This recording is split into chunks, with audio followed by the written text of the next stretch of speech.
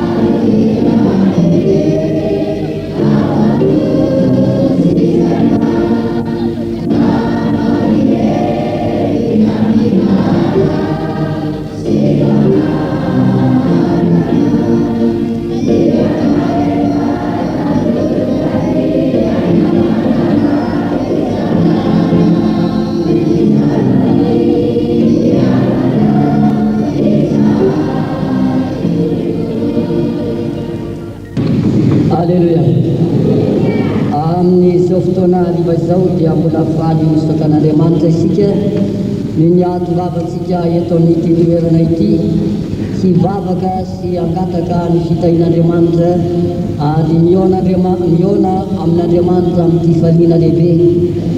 Eo amin'ny olona sasany dia ataon'ny olona tsy dia zavatra manahoana loatra zany hoe manatona an'Andriamanitra na mivavaka amin'Andriamanitra dia ataony atsirambina zany hoe fivavahana izany na manao azy izy. Ataony raina azy na ataony zara-bavita zany fivavahana zany na manao azy izy. Ataony ara-pomba fotsiny zany fivavahana zany na manao azy izy. Ary eo amin'ny olona sasany moa dia zay ny fampandalinana ny fivavahana, tsy ahitambokatra ny fivavahana, fandrebirebena fotsiny ihany ny fivavahana. Izy nefa no diso lalana satria anahoana ilay Andriamanitra loharano ary loharano fiadanana zay ampy ny fahasoavana rehetra tokony ho atonina atanteraka ny fiadanana no ataony tsinotsinona fa dia tsy Andriamanitra kory no maty antoka fa izy ihany no maty antoka satria tsy mba mahatsapa na mandray an'izany atao hoe fahasoavan'Andriamanitra izany. Fa isika kosa tonga eto amin'ity toerana ity dia fifaliana ho antsika ho iaho ny mbola azahoantsika manompo an'Andriamanitra, manaraka an'Andriamanitra ary tonga eto hivavaka ary zany fivavahana zay ataontsika zany dia atsapantsika fa misy vokany. Zany fivavahana ataontsika zany dia atsapantsika fa mahazo ny fitahin'Andriamanitra isika. Tsy mba vavaka rainasy na vavaka vonjitavanandro na vavaka zara-pavita fa vavaka atsapanan'izany hoe mahery Andriamanitra, manome fiadanan'Andriamanitra, manome ny fahasoavany Andriamanitra, ampimizara ny fitiavan'Andriamanitra hatreto an-tany ka hatrany an-danitra. Halleluia.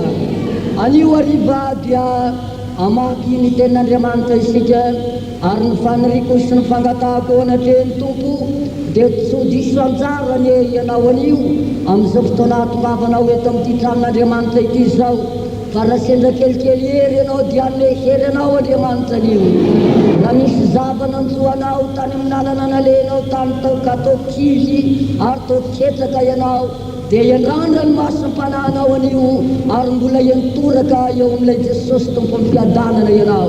Halleluia. Amaky tenin'Andriamanitra ao amin'ny Luka 5:5 andininy fahaefatra ka hatramin'ny andininy fahafito isika.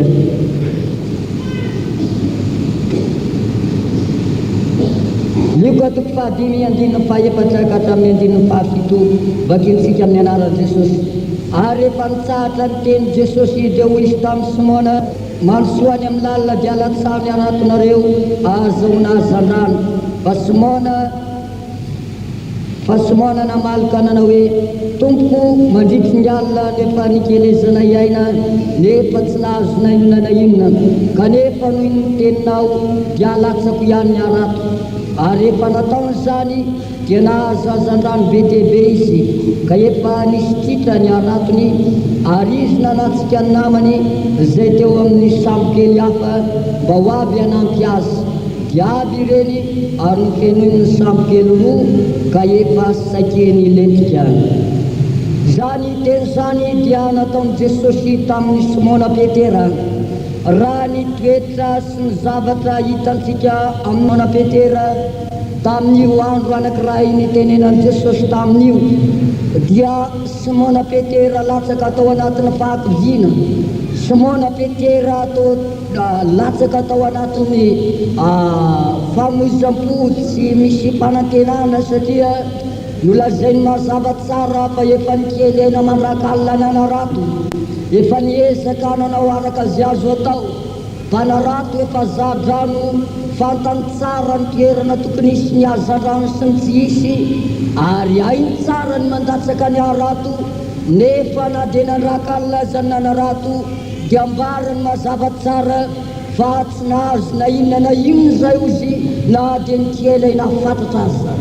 Zany dia teny manambara fa tena tao anatin'ny fahakiviana tao tapidalana nalenitsy efa nikely aina nefa tsy nahita vokatra koa noho izany dia tapa-kevitra fa tsy hanao intsony tapa-kevitra fa hijanona aloha tapa-kevitra fa tsy hita intsony izy azo atao tao alohan'izany fisalasalana sy fahakiviana izany indrindra tao alohan'izany fanantenana to efa foana izany indrindra no tonga ilay tompony tompo sy mpanjaka ny mpanjaka ka ny teninanao hoe ry Simona mansoa amin'ny lalina ka alatsao ny aratonareo mba ahazoanareo hazan-drano.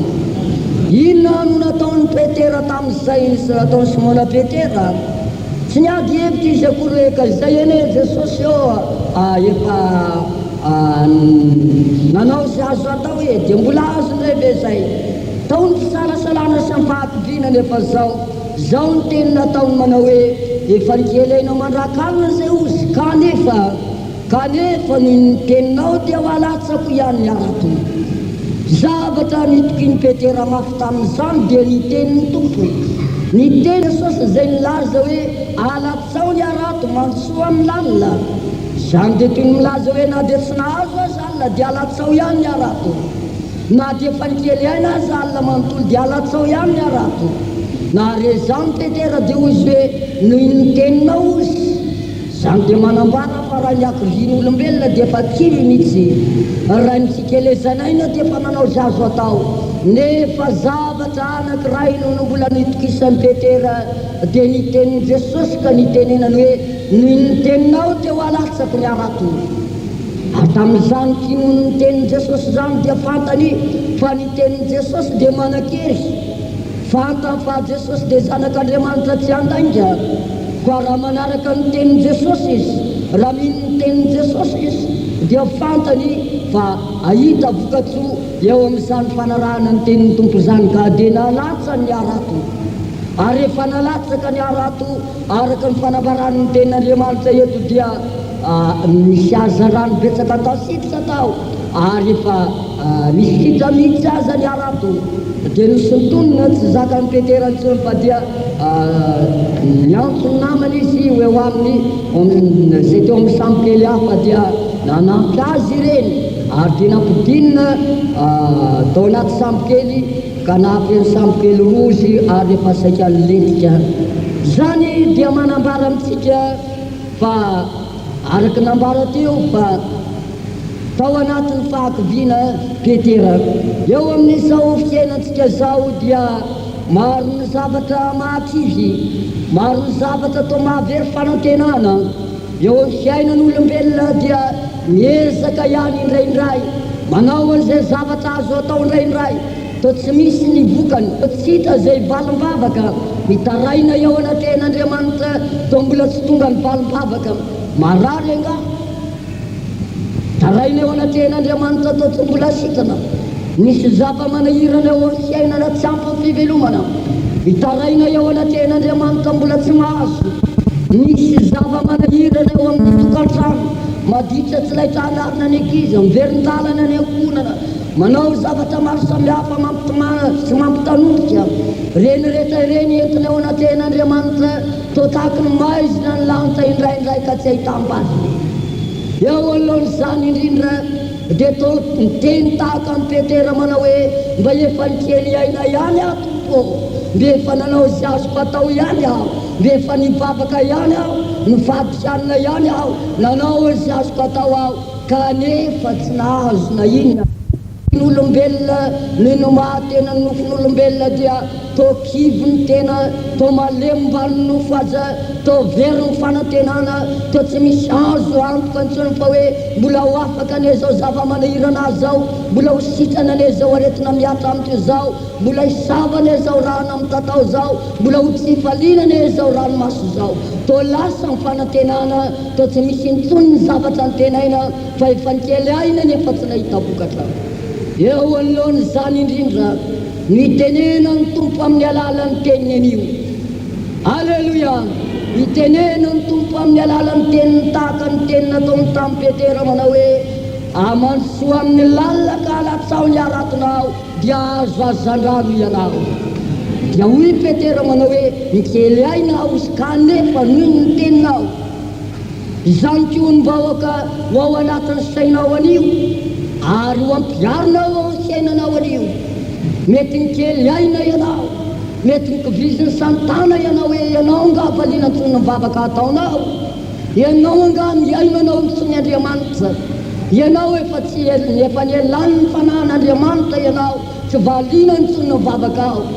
Mivavaka ianao teto tsy nahazo valiny, mivavaka ianao tero tsy nahazo valiny. Izany ny fanakiviana ataon'ny satana mampitanonjika ary mampiroja-dranomaso zao anefa no teny tokony ao anatiny fona ao anio ary ampiarinao no ny tenana na ao amin'ny tenana hoe ny teninao Tompo, ny teninao te hiezaka aho, ny teninao te handroso amin'ny lalindalina aho, ny teninao te ho alatsako ny aratiko, ny teninao te tsy ho azo satana ozonozonina aho. Halleluia! Noho ny teninao te tsy ho azo satana kiviana aho, noho ny teninao te roahako amin'ny anarana ao ny devoly, noho ny teninao te tsy maintsy resa ny fahavaloko, noho ny teninao Tompo ho alatsako amin'ny lalindalina ny aratiko. Inona nataon'ny Petera?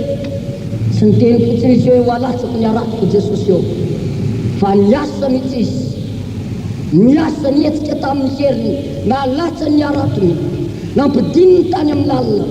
Tsy tery amin'ny marivorivo, tsy nanao alasafay hoe zara fa milatsaka ny aratony, tsy hoe tery amin'izay zavatra mahafinaritra hoe heriananany ery no alatsaka, fa nitenin'i Jesosy. Halleluia! Nitenin'i Jesosy ny tanterahanao hoe any amin'ny lalina ry Petera, any amin'ny lalina ry Petera. Tery amin'ny marivorivo kely ery, nahitazantazana manano mola ery hoe zara fa mba tonga any am-piangonana, zara fa mba mivavaka, zara fa mba mitaraina ao anaten'Andriamanitra, fa zao any amin'ny lalina ry Petera. Halleluia! Any amin'ny lalina ry Petera. Tamin'izay dia nalatsaka tany amin'ny lalina, tsy natao alasafay akory, tsy natao zara fa vita akory, tsy natao lainazy akory, na natao ampisalasalana hoe sy halatsa-datsa vandro, mahazo dia mahazo, tsy mahazo tsy manino. Tsy zany fa izao, noho ny teninao Jesosy dia ho alatsaka ny aratiko. Aiza nefa any amin'ny lalina fa tsy any amin'ny marivo akory. Zany zavatra takiny tompo amin'ny olombavontsika ety. Tsy ho finoana izongozona hoe zara fambatongany am-piangonana ka izy mahalala na amaly vavaka Andriamanitra na tsy amaly. Izy mahalala raha ho afaka zao problème amin'ny fiainany zao na tsy ho afaka. Izy mahalala na ho sitrany aretina fa dia mba mivavaka tsy afaka dia entina any amin'ny ziton-drana azy fa dia mba mandatsadatsaka ny arato eny amoromorony eny tazantazana eny mizahazaha taratra eny mahazo dia mahazo tsy zany nataony Petera fa zao alatsao any amin'ny lalina ozy ny aratonao nalatsaky Petera inona ny zavatra azo zavatra anankiroa no azo ny Petera tamin'ny alala ny fandatsahana ny arato tany amin'ny lalina zavatra anankiroa lehibe ary zany zavatra anankiroa lehibe zany dia tokony hanana ny mpanaraka an'Andriamanitra tombotsy tokony hanana ny olona mpanaraka an'Andriamanitra tsy anaiky hoe sony zao tolo zao intseo fotsiny hoe nareo olo mahantra la ny andro amin'ny vavaka nareo olona voafitaka la ny andro amin'ny fivavahana nareo olo mahantra tahaka an'izao sy zao nareo efa voadombo ny lohanareo ka zao sy zao ny zavatra mahazo anareo tsy zany tsy ho la ny andro tsy hoe sony zao tolo zao tahaka an'izany fa zao ho mpivavaka atsapa ny zavatra hoe zao ny zavatra azoko noho ny mahampivavaka zao ny zavatra tsapako noho ny mahampivavaka dia ny zavatra zay tsapany Petera zavatra anankiroa ny tsapany Petera rehefa nandatsaka ny aratony tany amin'ny lalina izy na zavatra anankiray voalohany dia nahazo azan-drano izy fiaina ny ara-nofo ny karakarain'Andriamanitra ngamba raha tsy nahazo azan-drano teo izy efa teo amin'ny fahakiviana raha teo angamba tsy nisy anky hoanina angamba tsy nisy nanaovana ny didy angamba tsy nisy natao am'izay anaovana azy saingy zao ny fanekena ny afatra nataon'ny tompo sy ny tenin'ny tompo manao hoe alatsao any amin'ny lalina ny aratonao ry Petera nalatsaka ny arato tseno azan-drano ny arato ary nahazo ny sahaza ho azy Petera zany ny zavatra tian'Andriamanitra omena ny olona mpanaraka an'Andriamanitra tsy hoe mpanaraka an'Andriamanitra angasiasika hoe sy ny jetlisy tsy hoe mpanaraka an'Andriamanitra angasiasy ka dia tsy ahitan'izany fitahin'Andriamanitra hoe marary dia tsy ho sitrana fa dia andiakariakary dia ho latsalatsainy dia nijeta tsy hoe misy zava-manahirana dia hoe sy ny vahoaka fotsiny fa izao rehefa mandatsaka ny arato amin'ny lalina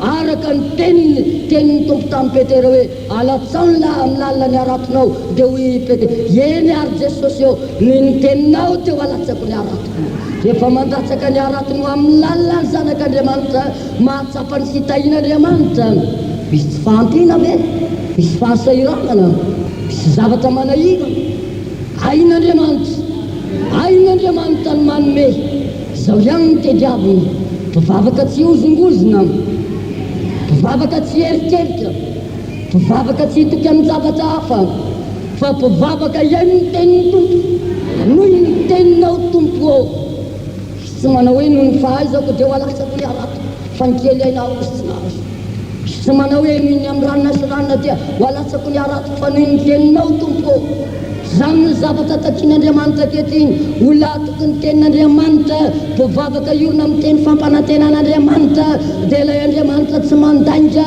ilay Andriamanitra ho amin'ny eny sy ny amenina ilay Andriamanitra manatanteraka ny zavatra rehetra na namaina ny ranomasina mena na mpidina amin'ny mofo avy any an-danitra manao zava-mahagaga manerana ny tany zany tokony hitokin'ny olona hoe efa niteny ianao Andriamanitra efa niteny ianao tompo ho alatsaka ny aratonay dia ny aratony finoanay finoana tsy mizongozona finoana tsy manateo ampitahoran'ny satana finoana tsy manateo ampitahoran'ny devoly fa finoana mahery alleluia inona ny zava-mantsoanao kivy ianao vizin'ny satana hoe ianao nga mamaly mivavaka ataonao misoandriamanitra vizin'ny satana ianao hoe ianao zao ny mahazo anao ka ianao nga tsy ijaly amin'io aretinao io kilemaina amin'io azy ianao ka vizin'ny satana ianao hoe ianao angatsy ny farafaorina zareo ny zanakao azy manentsika anao ny amponanao zao ny zavatra ataony aminao ianao angatsy tahaka an'izao sy zao amin'izay ianao dia mitanondrika ianao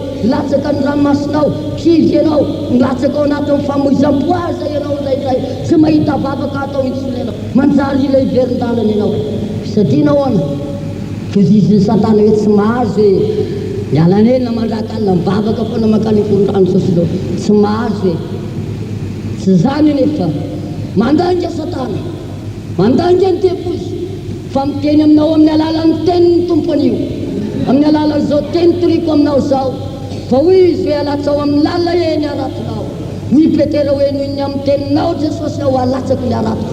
Nahazo an'izy ekeo ary ny tenin'ny tompony io, ary io ny tahotra sy ny fahampijina roa amin'ny anara Jesosy zanak'Andriamanitra. Alleluia! Roa amin'ny anara Jesosy zanak'Andriamanitra, reny diavolo manakivy, reny diavolo milaza fa tsy mamaly babak'Andriamanitra, reny diavolo milaza fa tsy mihaino ny fitarenanao intsony Andriamanitra, reny diavolo milaza fa ianao olombelo, reny diavolo milaza fa ianao tahaka an'izao sy zao ny andohanao. Asa raty ny diavolo zany, roa amin'ny anaran'i Jesosy zany, fa miny amin'ny teninao Tompo. Alleluia! Alleluia! Miny amin'ny teninao Tompo, fa latsako ny aratoko ary azoko antoka fa azo azandrano aho. Alleluia! Azo azandrano aho, ho resan'ny fahavaloko, ho azoko ny fanasitranana, ho ambinina am'izay zavatra ataoko aho, ary ho afaka ny zava-manahirana na fahasahiranana rabola, fahasahiranana araka zay toekarena sy zay varotra atao, fahasahiranana amin'ny ankonana, fahasahiranana amin'ireny problema ireny, ho afaka reny Jesosy eo satria ho alatsako ny aratoko. Alleluia!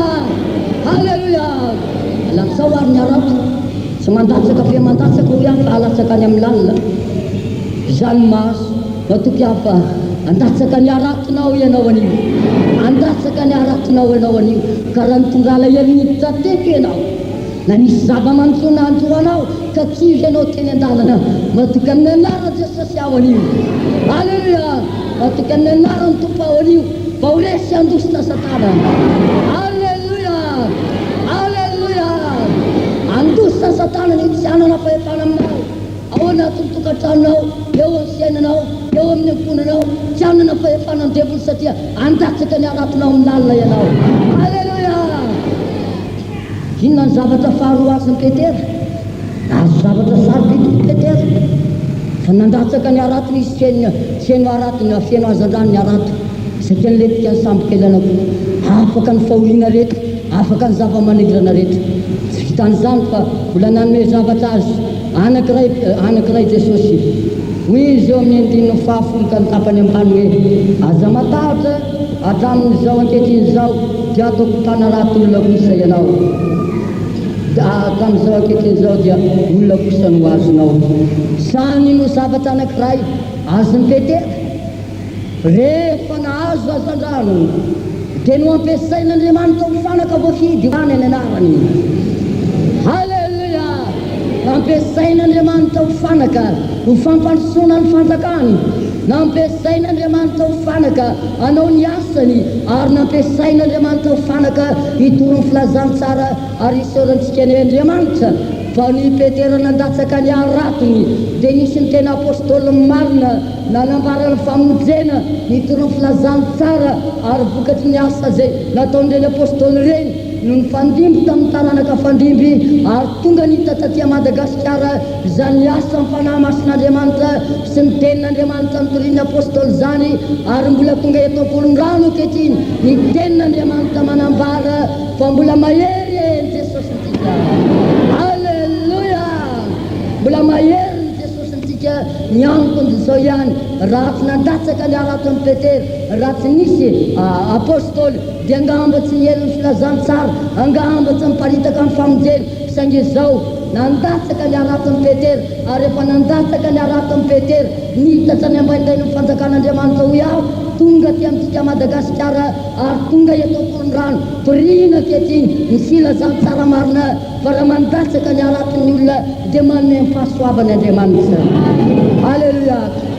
Izao andro maizim-pahotana izao indrindra riavana dia ilaina ny lehilahy sy vehivavy, olona voavonjy nandray ny famonjena mba handatsaka ny aratony amin'izao fotoana izao, handatsaka ny arato tahaka ny Petera. Ka rehefa nandatsaka ny arato dia meny ny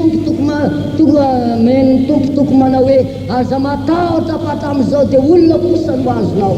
Trondro no azo teo aloha, trondro mety lany, loka mora lany, vola mety lany, mety levina, fa izao kosa hoy Jesosy dia aza matahotra ianao fa hatramin'izao dia olona kosa no azonao. Izany hoe mahazo olona nompo an'Andriamanitra izany dia izany ny zava-dehibe, izany hoe olona mahazo olona vovonto izany dia izany no harena sarobidy. Fa izany dia zavatra anankiray tokony hananany kristianina mpanaraka an'Andriamanitra izay mandatsaka ny aratiny dia tokony hatsapa hoe mba ho fiasana eo an-tananao a Jesosy eo amin'izao andro maizim-pahotana izao mba ho fanilo anazava ny aizina manarona ny firenena. Izany hoe mahazo olona nompo an'Andriamanitra izany dia izany ny zava-dehibe, izany hoe olona mahazo olona vovonto izany dia izany no harena sarobidy. Fa izany dia zavatra anankiray tokony hananany kristianina mpanaraka an'Andriamanitra izay mandatsaka ny aratiny dia tokony hatsapa hoe mba ho fiasana eo an-tananao a Jesosy eo amin'izao andro maizim-pahotana izao mba ho fanilo anazava ny aizina manarona ny firenena. Izany ny andrentsika ankehitriny rirah lasana basy eto amin'ity Jerosalema ity, eto amin'ity fiangonana Korondrano ity, zapanareo ary fantatrareo tsara fa teto no namoaza n'Andriamanitra antsika, teto no nataon'Andriamanitra ho vavahady ny lanitra, teto no nataon'Andriamanitra ho Jerosalema ho loharano-pitahina amin'ny alalan'ny fitoriana amin'ny filajan-tsara eto Madagasikara. Ary eto no mbola antenaintsika fa ho loharano mbola hiparitany sy fahazam-panahy sy ny filazan-tsara ny amin'ny toerana maro samihafa. Napetrak'Andriamanitra eto amin'ity toeran'ity ianareo, napetrak'Andriamanitra eto amin'ity toeran'ity manana biby, napetrak'Andriamanitra eto amin'ity toeran'ity hanana andraikitra miandry anareo ny firenena ankehitriny mitanatana vavany any amin'ny toerana maro samihafa te hitoriana ny filazan-tsara any, hanaovana ny asan'Andriamanitra amin'ny toerana maro samihafa any. Zao hoe no paikomen'ny tompo ankehitriny, alatsao amin'ny lalany aratonao reo Korondrano, alatsao amin'ny lalany aratonao reo Lambovontsy eo, alatsao amin'ny lalany aratonao mba ahazoanao atrandrano. Ary efa mandatsaka ny arato dia hoy Jesosy hoe azo amin'izao ary sisa zao dia olona osany ho azonao. Iandy ianareo hoy aho firenena ary mitasana zay any amin'ny toerana any ambazan-tany any amoron'ny sirakany dia miezaka manao araka azy azo atao, mivavaka sy mitaraina mikoroko an-tongotry ny tompo atao hoe andro manalina mba hisin'ny sy fahazam-panahy amin'ny asan'Andriamanitra amin'jen'Andriamanitra ny firenentsika. Tarahina eo anaten'Andriamanitra mba hanaovan'Andriamanitra zava-mahagaga, miasa araka azy azo atao, mandona fahafolon-karenany olom-bovontsy, manao araka izay zavatra sitrapon'Andriamanitra. Ary karazana fijoroana vavolombelona ambarako eto dia miasa amin'ny fomba mahagaga any Andriamanitra ankehitriny. Halleluja! Miasa Andriamanitra, anisan'ny asa anankiray lehibe izay atao hoe mampitomany ranomasim-pifaliana amin'izao fotoana izao dia izao zazavalo, amin'izao fotoana izao dia izao zazavalo taona na 5 taona no ampiasain'Andriamanitra ankehitriny. Zazavalo taona na 5 taona nalatsaky ny 20 taona azy any sasany lasa mandeha mitondra baiboly, baiboly kely ny fitorian'ny teny dia eo amin'ny ilany, baiboly anankiray vaovao entiny eo amin'ny ilany, ho aiza izy reny samy mitondry andondombaravaran'olona, andondombaravaran'olona afaka iain'ny tenin'Andriamanitra be nareo tompo. Avy eo dia mamaly ny olona hoe iny ary ataon'ny olona hoe manao kilalao, ataon'ny olona hoe dia inona nefa no vitan'ny tony zaza kely tony. Torian'ny tenin'Andriamanitra miaiky ny ambony sy ny lehibe, taiza reny ankizy reny mianatra, tsy misy fianarana fa mandatsaka ny aratiny amin'ny lalina izy, manampy azy Jesosy. Ary milaza aminao aho fa amin'ny alalan'izany ankizy kely mandeha mitondry ny tenin'Andriamanitra zany, misy olona tonga ao anatin'ny trano fiangonana ankehitriny tonga amin'ny bavaka. Anisan'izany olona anankiray tonga teo izy dia zao ny zavatra mahazo azy nanatona anay izy ny ravany fivoriana hoe zao izy dia mba mangataka fivavahana fa zao aty sorosorena koa tsy mahita fivaliana ohatrany tezitezi davo, tsy misy olona miady amindrozy, tsy misy manina nefa dia tsy mahita an'izany fifaliana zany fa dia ory tsy manana andro fifaliana dia nivavaka ho azy no zay. fa afaka kelikely dia nanatona nampianotsinay izy nanatona anay dia nanahoana ianao tsy nanina ntsony ve dia zao nyteny nataony hoe hatram'izay nanarahako an'ity fiangonana ity dia manjary falifaly lava alleluia amin'ny alalan'ny izy nahatonga an'izany ho iaho amin'ny alalan'ny izy madinika mandatsaka ny aratony na dia mbola zaza ary matoky izy tsy afa hiasa Andriamanitra hiasa Andriamanitra ao ny fampitahorana sy ny zavatra maro samihafa ataony devoly ao ny fanakodiana ataony satana hoe nareo nga miaino mivavaka reo Andriamanitra efa nikely aina nandratalina vavaka ao amin'ny firenena vadianina nanao asa takan'izao aiza nefa zay olona voataonao mizory vavolombelona taringa misy olona tonga fareo nefa lainga santana izany fa izao ihany niteninao Jesosy dia andatsaka ny aratona ihany zahay alleluia latsahoary ny arato fa miandry antsika ny firenena kehitriny miandry antsika ny firenena ary zany indrindra ny takiny ny tompo amin'izao fotoana zao olona andatsaka ny aratony ka hiasa ho amin'ny tompo olona andatsaka ny aratony ka hivavaka ho amin'ny firenena ary olona andatsaka ny aratony ka hanao izy ampandrosoana amin'ny fanjakan'Andriamanitra koa n'izany dia aoka ezaka ery raha lasana vavy eto amin'ity tanàna ny Jerosalema teo ary tsy adonynay na dia any amin'ny toerana atao hoe any ambazantany any amorontsirakany aza tsarovana mandrakarivany hoe hivavaka ho an'ny sibe ao am-polondrano ao amin'ireny fiangonantsika ao amin'ilay Jerosalema antsika isika ary amin'izany dinona efa mamaly Andriamanitra ary matoky io zahay fa mivavaka ho ainay ianareo taraina ho natena Andriamanitra ary manampy antsika rehetra Andriamanitra ka zao ihany aoka andatsaka ny arato ny raha lasana vavy eo andro tsy mampiravoravo tanana akory zao andro tsy tazantazanana fotsiny any zao andro tsy fanilinany ety dognatany lasy ranony zao andro tsy fanjanany zao andro tsy fangalalana fahapolikareny zao andro fa fanaovana iray ny azo ny asan'Andriamanitra fa andro tokony andro tantsika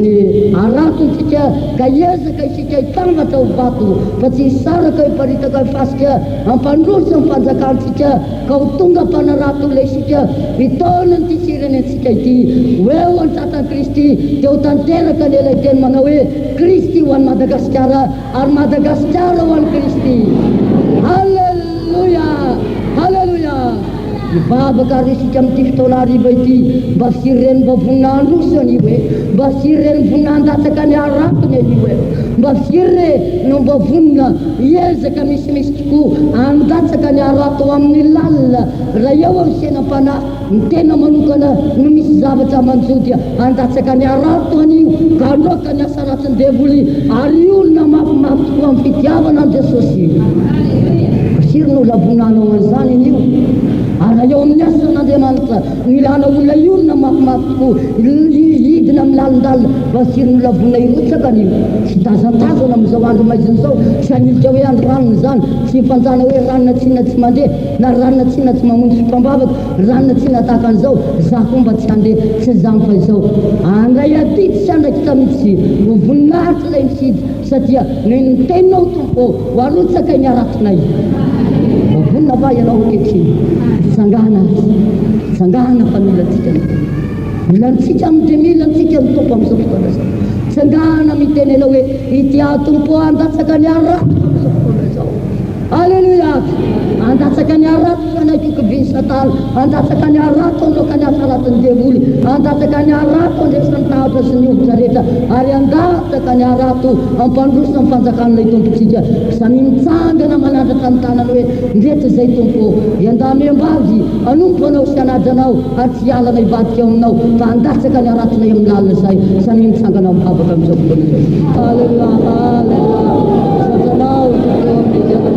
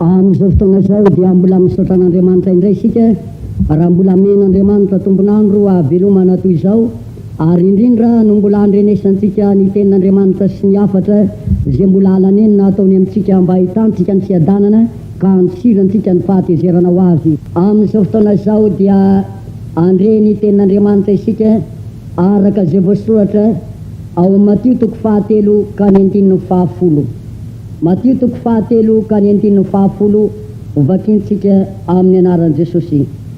Ary indro fa mipetraka eo amin'ny fototra ny azo sady mifamaky koa ny azo rehetra izay tsy mamovoa tsara dia ho kapaina ka atsipy any anaty afo. Zany teny zany dia teny nataon'ilay mpitory teny malaza mpielo lalana ny tompo dia Jaona mpanao batisa teo amoron'ny Jordana. Rehefa nitory izy ao amin'ny 15 manao hoe mibebay ianareo fa fakaiky ny fanjakan'ny lanitra, dia avy ny olona rehetra tany Jerosalema sy Jody amba amin'ny tany rehetra amoron'ny Jordana ka nivoaka niay no nitory teny izay nambaran'izy ireny. Ary rehefa tonga teo dia zay rehetra niaiky ny fahotany dia nataon'ny batisa teo amin'ny Jordana ireny. Ary rehefa nahita ny fariseo sy ny sadoseo nanatona ny batisany izy dia niteny ka nanao hoe ry taranaky ny menarana iza nandositra nanoro-hevitra nareo andositra ny fahatezerana ho azy fa mamoaza vo mendrika ny fibebahana. Ary eo amin'ny 15 vakintsika io dia ambaran'ny Jaona mazava tsara ny zavatra rehetra izay tsy maintsy ho avy eto amin'ity zao tontolo zao ity. Ny zavatra rehetra mantsy dia misy farany, na ho amin'ny lalana izay alehan'ny olona mianga amin'ny toerana anankiray dia tsy maintsy mitody amin'ny toerana anankiray. Raha manao zavatra anankiray dia tsy maintsy mifara amin'ny fahavitany zany zavatra izany. Zany no fiainana eto ambonin'ny tany, misy farany zavatra rehetra. Mainka fa eo anatrehan'Andriamanitra sy ny asan'Andriamanitra eo amin'ity zao tontolo zao ity dia misy farany zavatra rehetra. Misy ny olona dia mandreny andro lava hoe tsy misy farany zavatra rehetra dia manaram-po amina ratsy izy.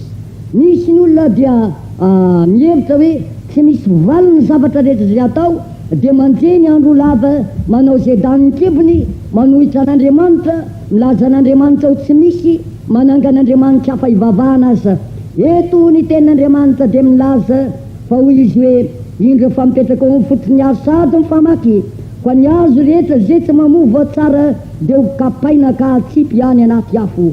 Ny tenin'Andriamanitra eto dia milaza fanoharana ny amin'ny atao hoe hazo maniry sy ny famaky ary ny fikapana azy. Iza no hazo maniry? Ny olombelona no hazo maniry. Ary inona no famaky? Ny hitsaran'Andriamanitra izay tsy maintsy ho tonga eto amin'ity zao tontolo zao ity ny famaky. Ary iza no mpikapa? Andriamanitra izay tsy maintsy hitsara ny olona araka ny valinasany, zany no ho mpikapa. Ary eto ny tenin'Andriamanitra dia milaza fa ny hazo izay tsy mamovo tsara dia ho kapaina ka atsipy any anaty afo. Zany hoe manambara zany fa ny olona tsy mba manompo an'Andriamanitra ary tsy mitondra vo mendrika ny fibebahana dia ho kapaina ireny ka atsipy any anaty afo amin'ny andro ny fitsarana sy ny farany zao tontolo zao. Ary zany indrindra no mahamaika an'Andriamanitra ankehitriny amin'izao andro farany zao. Andro farany zao famantarana maro nefa tanteraka fa eo fambaravaran'ny lanitra ny tompo ho avy ny fitsaran'Andriamanitra, ho avy tsy ho ela intsony Jesosy Kristy hanavaka ny tsara sy ny ratsy ary hanetaka ny tsara, hampiditra ny tsara ho any an-danitra ary hanaro ny ratsy ho any amin'ny fahaverezana dia ho any amin'ny farimy rehetra afo misy ny fitomanina sy ny fitotoanisy. Koa noho izany dia maika Andriamanitra ankehitriny, maika Andriamanitra hitarika ny olona handositra an'izany fahatezerana ho avy zany. Maika Andriamanitra hamonjy ny olona hiala eo amin'ny fahotany, ary maika Andriamanitra mba hitarika ny olona ho amin'ny fiadanana ho any fiainana mandrakizay. ka hoy ny tenin'Andriamanitra eto zay novakiantsika hoe miaro zay tsy manovo tsara dia ho kapaina ka atsipy any anaty afo. Inona moa no voatsara takian'Andriamanitra ankehitriny? Tsy fivavahana ame tsara velatsy na lovola iderana ilanderany am-piangonana na fiziosiona ivelany fotsiny mahampivavaka, fa ny voatsara takian'Andriamanitra dia ny voniny fibebahana. Inona zany hoe mamoaza voamendrika ny fibebahana?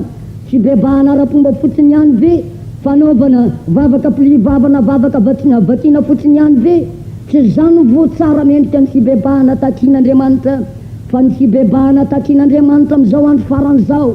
Mibebaka ny raha ampitso mbola makavadin'olona, mibebaka ny raha ampitso mbola manompo sampy, mibebaka ny kristianina mandray fanasan'ny tompo, avy eo mbola manao faotana. Fa izao ny fibebahana takian'Andriamanitra am'izao andro farany zao, fibebahana takian'Andriamanitra am'izao andro antonta izao, dia fibebahana fialana amin'ny ratsy fanao, fibebahana fialana amin'ny faotana, fibebahana fialana amin'ny fijangajangana, fibebahana fialana amin'ny fisontoka, fibebahana fialana amin'ny fanimpondrosampy, fibebahana tsy fiankohofana any amin'ny razana intsony. Zany ny fibebahana takian'Andriamanitra, ary zany indrindra ny mahamaiky an'Andriamanitra dia hitarika ny olona ho an'izany fibebahana izany. Fa raha hita eo amin'ny olona ny voamendrika ny fibebahana, satria efa tena mibebaka izy ka nahatsiaro tena niverina tamin'Andriamanitra. Hita eo amin'ny olona ny voamendrika ny fibebahana, nahatsiaro tena izy ka nanary ny fahotana, mijangajanga tsy mijangajanga intsony, mimpanompo sampy nandorona sampiny, mivavaka any amin'ny razana tsy nankany intsony, fa nivavaka tamin'Andriamanitra velona.